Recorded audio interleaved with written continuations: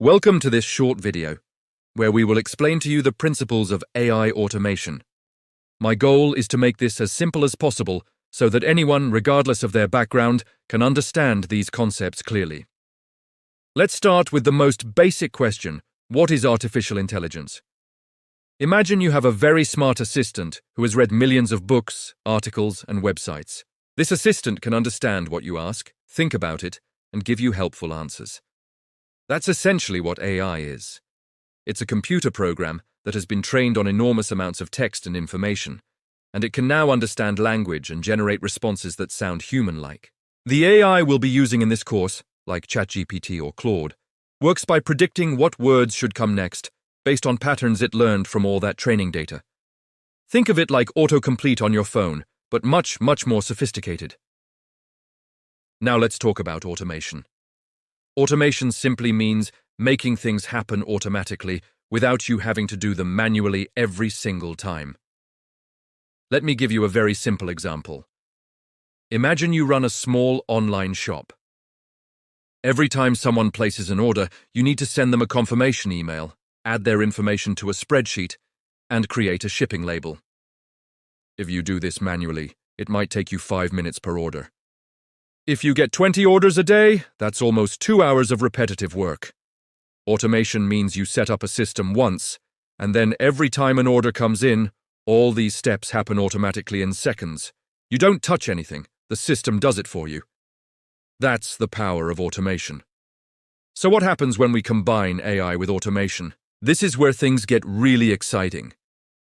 Traditional automation is like following a recipe exactly. If this happens, then do that. It's very rigid, but AI automation is smarter. It can read and understand content, make decisions, and adapt to different situations. Let me give you an example to make this crystal clear.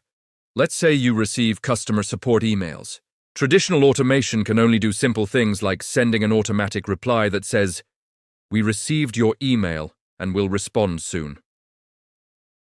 But AI automation can actually read the email, understand what the customer is asking about, check if it's a question about shipping or returns or product information, and then write a personalized, helpful response based on what the customer actually needs.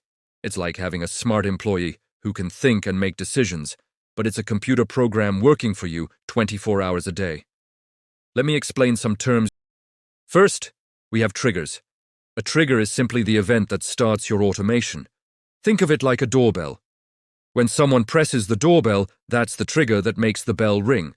In automation, a trigger might be when a new email arrives, when someone fills out a form on your website, when a file is uploaded to a folder, or when a specific time arrives like 9 a.m. every Monday.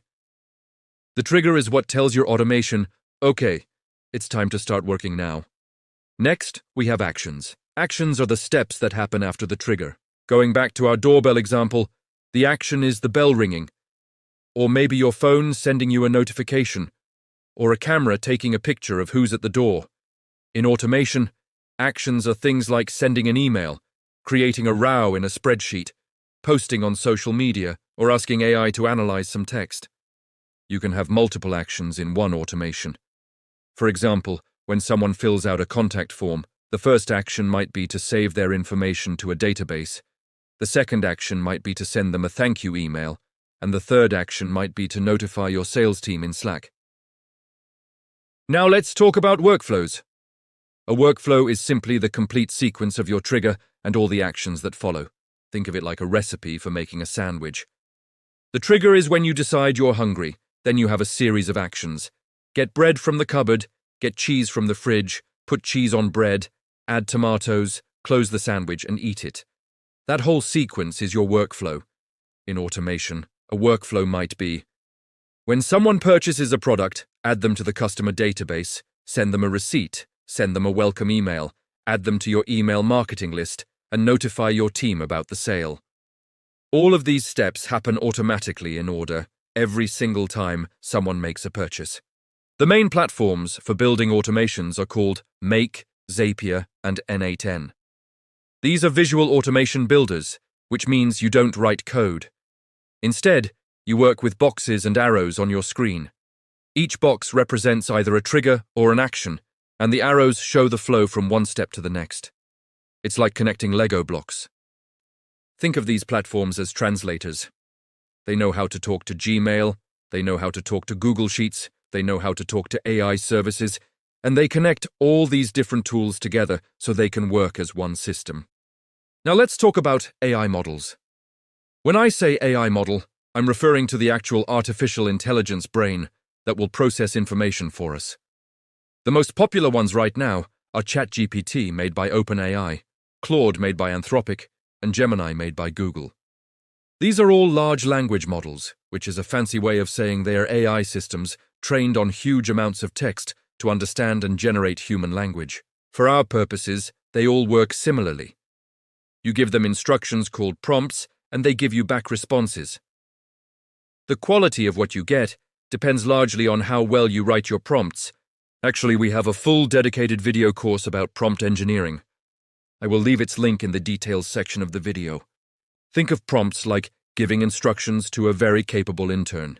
If you say, write something about dogs, you'll get a generic response. But if you say, write a friendly, enthusiastic, 200-word product description for a waterproof dog collar designed for large breeds, emphasizing durability and safety features, you'll get something much more specific and useful. Let me give you a practical example so you can see how all these pieces fit together. Imagine you're a real estate agent and you get inquiries through your website. Here's how an AI automation could work. The trigger is when someone fills out your contact form asking about a property. The first action is to take their message and send it to an AI model with instructions that say, read this inquiry and determine if they're asking about buying, selling, or renting, and identify which property they're interested in. The AI reads the message and responds with structured information. The second action takes that information and creates a new contact in your CRM system with all the details organized neatly. The third action uses AI again to generate a personalized response email based on what they asked about. The fourth action sends that email to the potential client. The fifth action sends a notification to you on Slack, telling you about the new lead with a summary.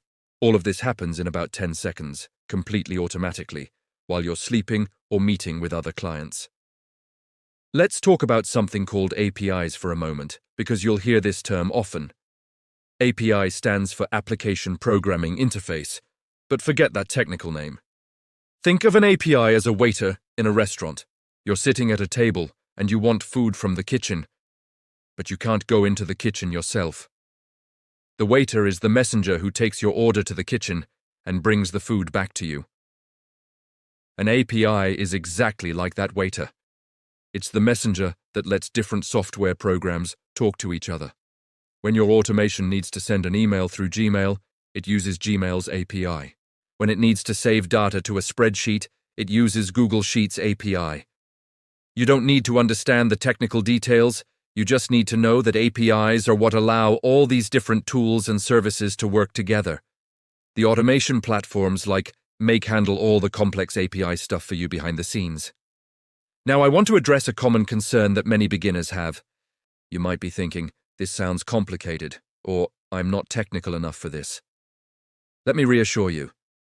20 years ago, building a website required knowing programming languages.